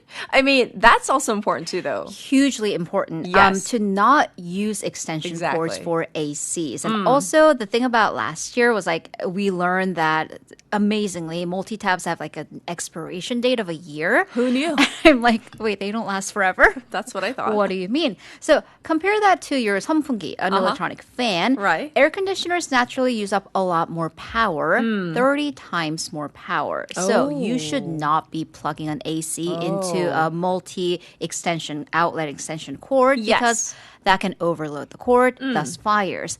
Also, before you turn on the AC, look for any old stripped wires or cords. Make sure that the outdoor unit is clean and clear and there's nothing flammable around it or like even behind it because that is your veranda and people have like buckets and plants kind of stuff. Yeah, stuff. Yes. Well, let's talk about dehumidifiers. So if you use dehumidifiers along with the AC, it can actually increase your energy efficiency. To get the maximum effect, though, where you put that dehumidifier is key. Even with dehumidifying, location, location. At least 20 centimeters away from the wall. Let's make it 30, just to be safe. So like that I didn't know. 30cm 다, right? Flat ground, nothing wobbly, to make sure that the air circulates properly, because you don't want to be dehumidifying the wall paper. Okay.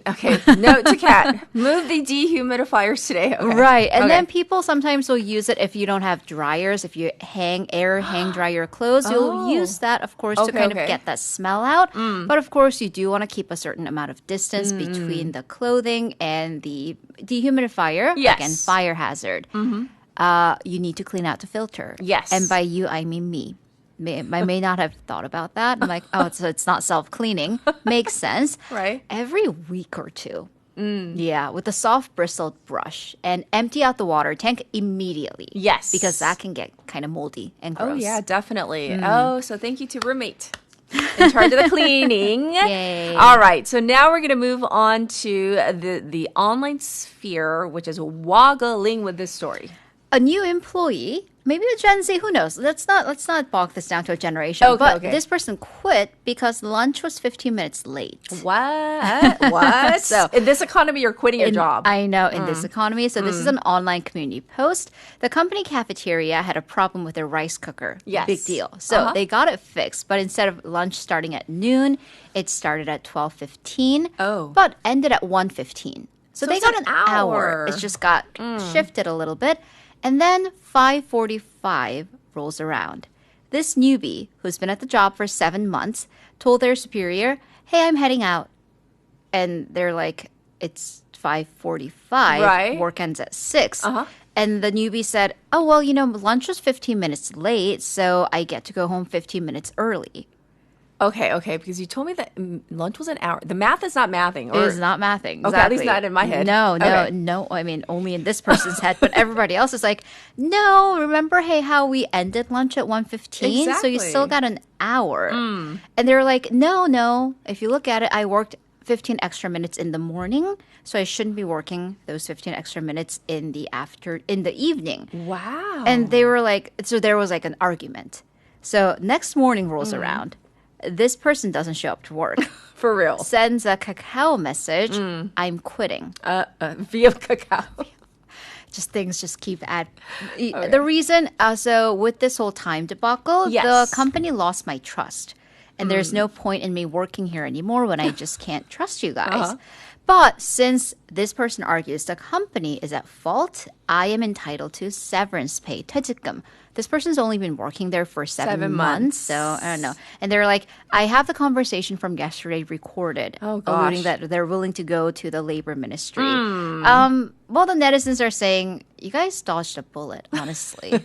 Good riddance. Or are like, is there a bigger reason that you're not telling us about? Like, what is happening? Because it doesn't make sense. It's 15 minutes, really? And then, that person wasn't mathing correctly. No, the math is not mathing. Okay. Well, now we got to talk about the World Cup because, oh gosh, we have the two final teams, after this whole England versus Argentina match, right? It's gonna be Spain versus Argentina. That's right. But, this whole semifinals match apparently stirred up a very old historical rivalry. Right. So I'm gonna give you a little bit of history behind that England v Argentina match because they have actually fought a war. That's before. right. Geographically very far apart. I mean, yes, on pitch too, but Right. in real life as well.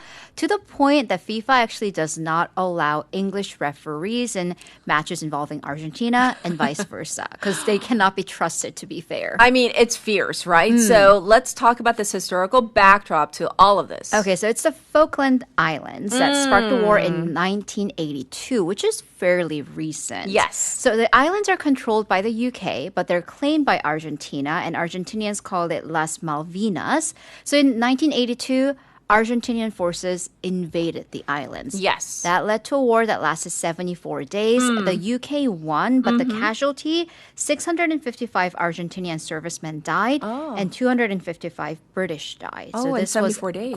Quite violent. Yes. But Argentina, in terms of soccer, they paid them back on the pitch because... And this is why 4 years later, so it would be 1986, Argentina, led by legendary Diego Maradona, beat England 2-1 in the Mexico World Cup. But those 2 goals scored both by Maradona, if you remember, that was the hand of God moment when he kind of punched the ball into the net, which that would be a penalty. But guess what didn't exist back in 1982? VAR. The VAR. So it counted. And then, not moments, but some minutes later, he kicked in a goal that was called, he actually kicked it in with his foot. That time. That was called like the goal of the century. So 2 really landmark goals, I suppose. And then there was a whole David Beckham moment in 98 where he kicked a player and then got a red card. Yes. And then now we bring this to this morning. Argentina won, but it actually became even more relevant because Argentina may face a fine. After they won, the team held up a banner saying the Falklands are Argentine, or referring to that as Las Malvinas. They did this 12 years ago in 2014. Back then, because you're not allowed to make political statements on the field, FIFA fined them 20,000 euros. That's 3,400만 원. Well, in this currency. Yes. Well, very interesting. Well, that takes us to our next story, but I got to ask you our next topic, which is obviously... So, what is your favorite, like, goodie, free merch? What is it? It was really funny when you said tumblers because I was like, people gotta stop giving me tumblers. I like tumblers. But how many do you have? A lot. Exactly. I have like a dozen because I only use my one. And I'm like, I have like a collection of I have like 20. freebie tumblers. And I'm like, I can't drink this much water, possibly. I like stuff that I can use or consume. So, like, remember we had a guest come in with like coffee. That was good coffee. It was really good coffee. Okay. Are you listening? That was really good coffee. Yes. I'm just saying. Pens. I think I just collect things for Morning Wave. Dr. Ryu gave us this pen. I like the three colored pens. Can you I have one. This is from my. I think that's from him too. Oh, because it has. Yeah, I have that name one too. Of aspirin. The red one. Yeah. And then BFM also has good. This is a good pen. That is not tricolored, but it's only one. But it's a good pen. It writes well. Yeah, and towels. Can we bring back towels? Because I'm still using a birthday towel by a girl who has first birthday was in 2001. So you must Haley, be, toss it out. I know, but you must be. Are you enjoying college? Is life good? That's like use it as a rag, not as a towel. Okay. So, what were you talking about? I don't know. Stop. Okay, we're talking about the World Cup merch that has come under scrutiny. Right. So going back to the World Cup, first, this is unofficial piece of merchandise with the wrong Korean flag. Oh, gosh. So we go to Abu Dhabi, a burger franchise, the Shack with the shakes. They handed out the foam fingers, right? The foam fingers with the flags of all 48 countries that played in the World Cup. That's cool. That's really cool, except uncool South Korean flag. So it just has the white background and the 태극 mark. That's it? And it doesn't have the 건곤감리, the 4 lines surrounding it. And they're like, honestly, the 태극 mark without the 4 lines looks like a certain cola brand. That begins with a P.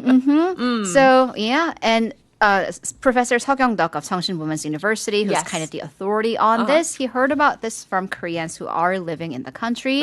He says that he's going to send an email. He did send an email to headquarters complaining about this and asking them to pull that merch. Yes, because we don't want to be the cola company, right? That's so funny. But not funny. This time around, the official FIFA merchandise is raising eyebrows. I mean, I know you guys want to make money, but okay, so do you want a Yes. piece of the World Cup final match in your hands.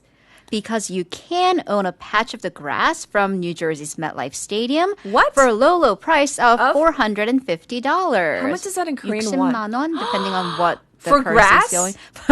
For grass. Literal 잔디 for 60만 원. 네, 잔디요. All right, so FIFA is Yes. selling these portions of the World Cup final grass, which has been renamed for the final New Jersey, New York Stadium. Okay. So it says on the site, own a genuine piece of football history with the authentic 2026 FIFA World Cup piece of the pitch. Permanent preserve. So they're not just sending you Because I was like, doesn't it strands die? So it is permanently preserved in premium acrylic. Not lowbrow acrylic, Okay. but premium with a USB keepsake. Oh. And then so it's a collectible. The official store says that each segment is 17.5 by 17.5 by 17.5.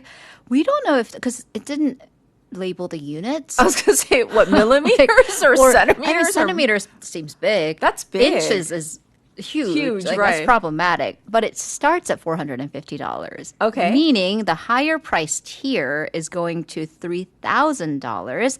So 3 by 3 inch. So I'm assuming 17.5 might be millimeters. Millimeters. So why they're Yes. not unifying the unit is beyond me too. Right. Also like a replica ticket, replica World Cup ball, and etc. And they are going to extract the grass after the final. So this will have been the pitch that, the players stepped on, maybe, from the goal too. What's the total price tag? Okay. Yeah, my Are throat you is okay? closing up because it's just, Okay. they're expected, if they do sell out, $11 million. That is such capitalism. Because Because it's a huge field. So they're going to sell everything. Yeah. Okay. Yeah. We're going to call it a wrap for today for Wagga Wagga. It was so waggling today. I loved it. We'll check in with you tomorrow. Thank you, Haley. Have a great day. All right, everybody. It's time for our next song. And I hope this group gets together. That's just, I love this group during summer. This is Loving You by Sista. S-I-S-T-A-R. Sister. S-I-S. Sister. Sister.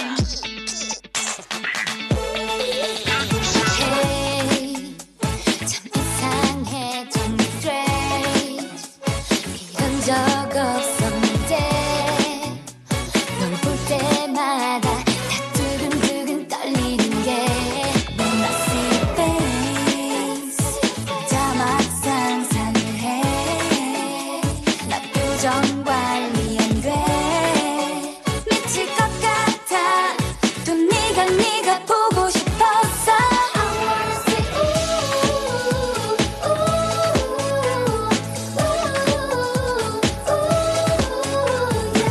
너 때문에 그래 먼저 말하기 싫은데 느껴요 Loving you 나 어떻게 원실래 조절이 안 돼 내 맘 고장 나버린 hurt 정신 못 차릴 만큼 보여보이는 love is you 나 어떻게 원실래 넌 놓치면 난 안 돼 사랑한다고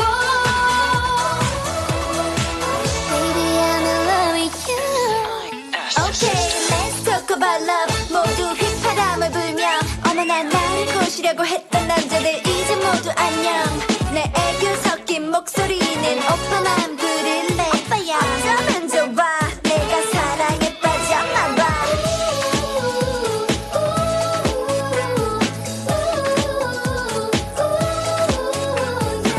너 때문에 그래 먼저 말하기 싫은데 느껴요 Loving you 나 어떻게 원실래 조절이 안 돼 내 맘 고장 나버린 hurt 정신 못 차릴 만큼 보여보이는 love is you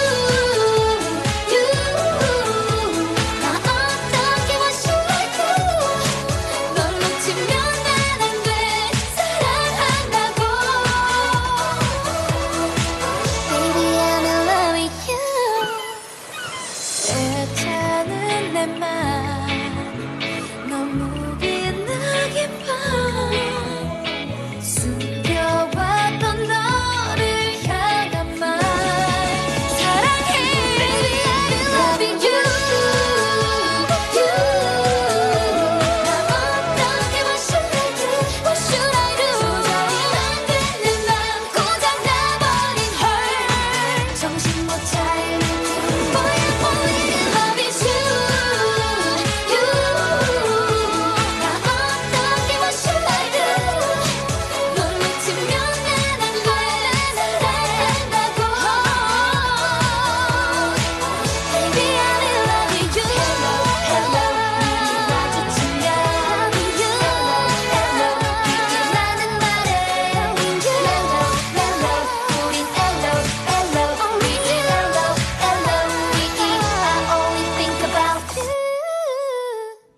Welcome back, everybody. It is time for our final segment for Thursday. We have Expanding Horizons with Professor Chang Ho-gun. He's here. Yay! Oh, thank you. Thank you for having me. Yeah. Well, I have to ask you our text topic. So All right. we've been talking about free merchandise or goodies, free gifts at events and whatnot. So what's your favorite? Because I know you go on a lot of business trips related to school and whatever the field that you work in. So what do you like?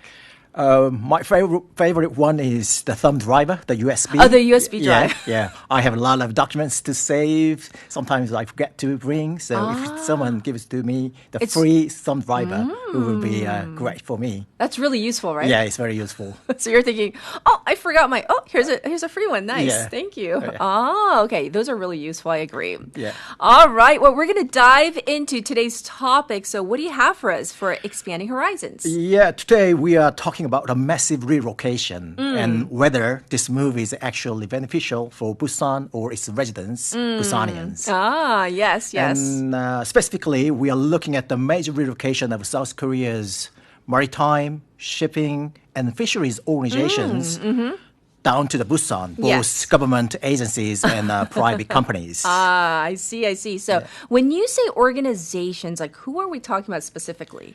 We are talking about the brain and the body of the ocean economy. Oh. Yeah, on the public side, we have the Ministry of Oceans and Fisheries, the Korea Maritime Institute, or KMI, or the Korea Institute of Ocean Science and Technology, KIOST. Yes. And on the private side, yes, we are seeing major moves from shipping giants like HMM, Hungha Shipping, SK Shipping, and so on.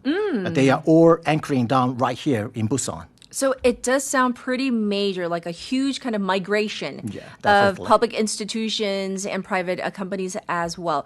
Why does it matter that all of these different organizations are basically packing up and moving to Busan? We love, but I mean, it's important, right? Yes, very important. And think of it like this way. It's baking a cake. Oh. Yeah. Imagine you are a world-class baker, but your flour is in Seoul, your egg is in Incheon, and your oven's in Busan, and your recipe book is somewhere in Daejeon. It'd be a nightmare to bake anything efficiently. Yeah, I would just give up and say, hey, the chef is out. I am not going to bake. Let's go buy a cake, right? Yeah, me too. Yeah, I'm going to buy. Yeah. So for decades, the Korean maritime industry was like the scattered kitchen. So government policies were made in one city, the research in another, and the actual ships were anchoring or docking in Busan. Sure. Yeah, by moving all these organizations to the Busan, we are putting these ingredients, the recipe, and the ovens in the exact same kitchen. So in economics, we call this an agglomeration economy. Oh. Yeah. I like to call it, it's like a Silicon Valley of the sea. Oh, okay. We have a better image. Yes. Okay. Yes, just as the original Silicon Valley became a global tech superpower by clustering brilliant engineers, innovators, and investors and IT companies into one neighboring to spark innovations. Sure. Busan is doing the exact same thing for the global ocean economy. I love the analogy. So we have a better picture now. But does putting everything and everyone in the same city actually change how Korea operates on a global scale? Yeah, it completely changed the game.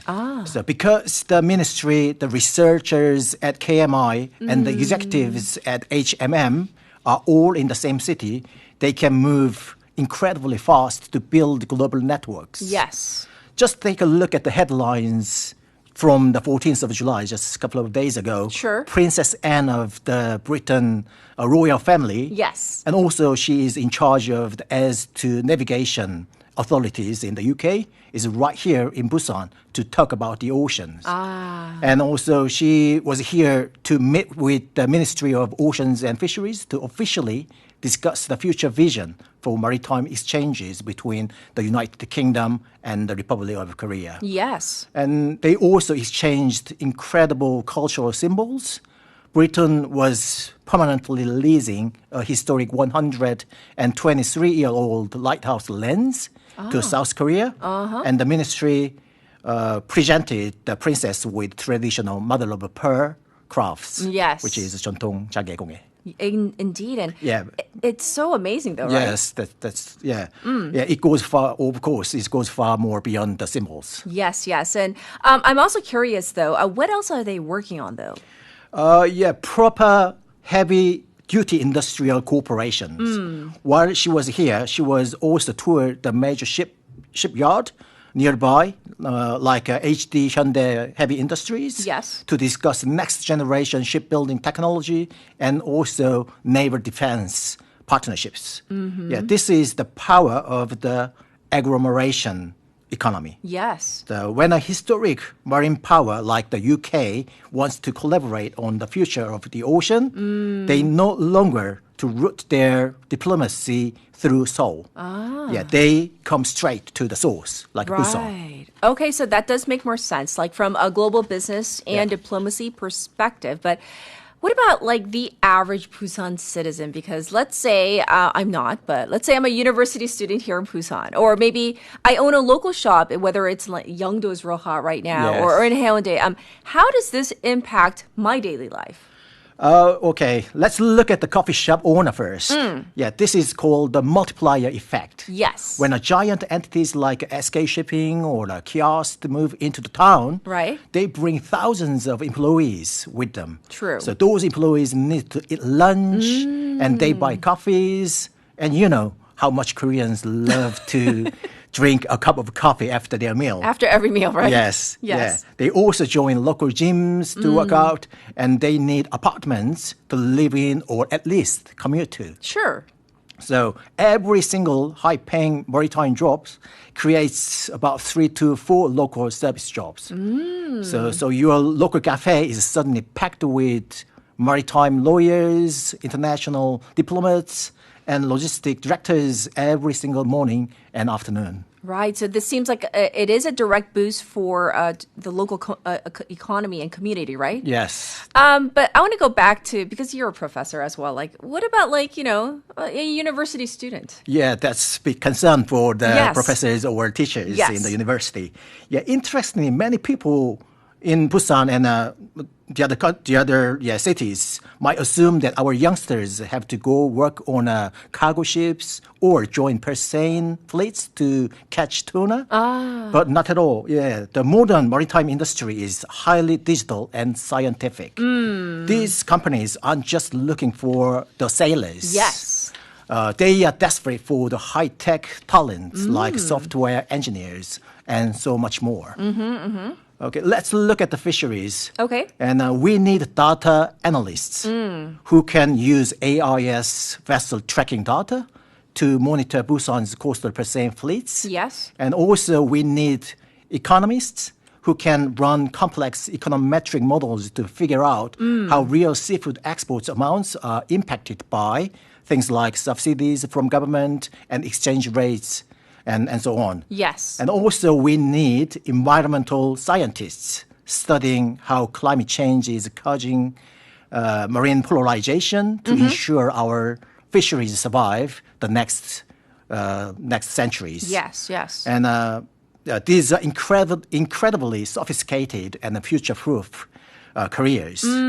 Because these headquarters are now in Busan, local students at Bugyang National University, where I'm from, and also the University of Korea Maritime and Ocean Universities, Yes. are in prime position to step into these careers right in their hometown. Right. I know this is on a side note, but I'm very curious. Are they officially going to merge the two, or we don't know yet? Don't know yet, but I think they tried, but they canceled. Okay. So we'll wait word on that. Yeah. So now let's talk about young people. Historically, they felt like, we have to go to Seoul. Yeah. We got to go to the capital, go to the big, pond to get these top tier corporate or research jobs. That's like the old thinking, right? Yeah, that's right. The relocation, but reverse the brain drain. Yeah. So when HMM or the Ministry of Oceans and Fisheries settled down here in Yes. Busan, it is already sending a very powerful message to the youth. Yes. You don't need to leave Busan to change the world. Oh, this is so good, right? Yeah. It is also triggering a massive brain gain. Yeah, since the core of the maritime sector has shifted into Busan, we are pulling in world-class experts, researchers, and international talents who are eager to be at the very forefront of the industry. I see. So then, Busan has truly become the global capital of the ocean. Wow, so that sounds so good. And I also want to talk, though, realistically. So, Professor, are there any downsides or maybe like growing pains we should expect from this? Because I imagine thousands of people, like, moving to Busan, whether it be for jobs, for relocation, that might cause some friction.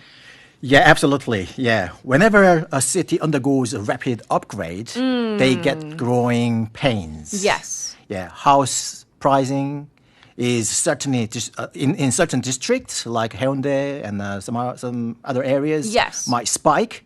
And as executives of the companies look for their nice flats with the ocean views, and also traffic congestions around the new office cluster could get worse before the city upgrades the public transit lines. But honestly, these are rather brilliant problems for cities to have. Sure. Yeah, they are the problems of growth, not declines. Ultimately, the entire transition is about taking control of our own destiny. Sure. Yeah, the shifts has always been in Busan, but now the steering wheels is here too. Yes. So, and once you control the wheel, the ultimate beneficiaries are for the citizens. And also, they get to watch their hometowns transform into a proper global powerhouse. Yes. And also compete with top-tier jobs and the booming local businesses and the thriving innovation cultures. Yes, there are so many good things to look forward to. But I especially like how you did talk about like the reversing the brain drain and also, even having a brain gain, because we want our youth to stay in Busan, right? Yeah, that's very important. Yes. Well, thank you for bringing us another really interesting topic for expanding horizons, and wishing you a beautiful long weekend, and we'll check in with you next week. Thank you, Professor. Yeah, it's my pleasure. Thank you. Everybody, this was Expanding Horizons once again with Professor Chang, and it's time to almost wrap up, but not quite yet. Tomorrow is a public holiday, right? So it is back on the calendar with Constitution Day being an official holiday. So yes, on your calendar, it is marked red. However, Morning Wave in Busan will air just in a different way. Let's just put it that way. But yes, I hope you tune in tomorrow because we have interesting segments again. And we're going to end it with this final song, 네 생각 by John Park. Wishing you a beautiful long weekend. Bye, everybody. 창밖을 바라보다 네 생각이 나 그렇게 멍하니 또 하루가 흘러가 너도 날 가끔씩은 떠올릴까 네 생각이 나 어느새 내 주변의 모든 건 익숙한 향기로 너에게 물들어 화초에 꽃이 피어 네 생각이 나 예쁜 걸 볼 때마다 네 생각이 나 내 취향은 아니지만 네가 좋아하는 그 노래만 하루 종일 흥얼거려 네 생각이 나 사랑이 내게도 찾아왔나 봐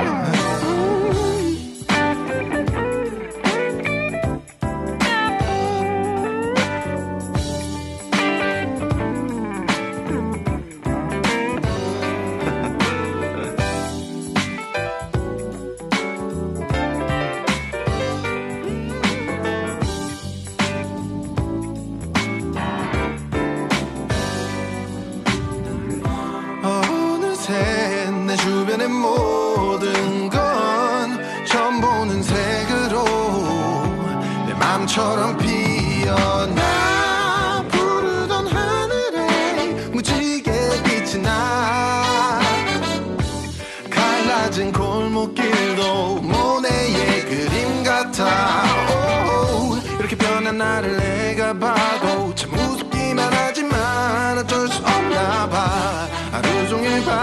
것처럼 네 생각이 나 그렇게 멍하니 또 하루가 흘러가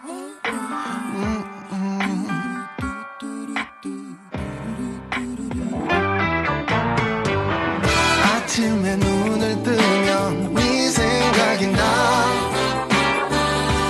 양치를 하다가도 네 생각이 나 오오오. 그렇게 멍하니 또 하루가 흘러가 내가 날 가끔 보는 네 생각이 나 오오오.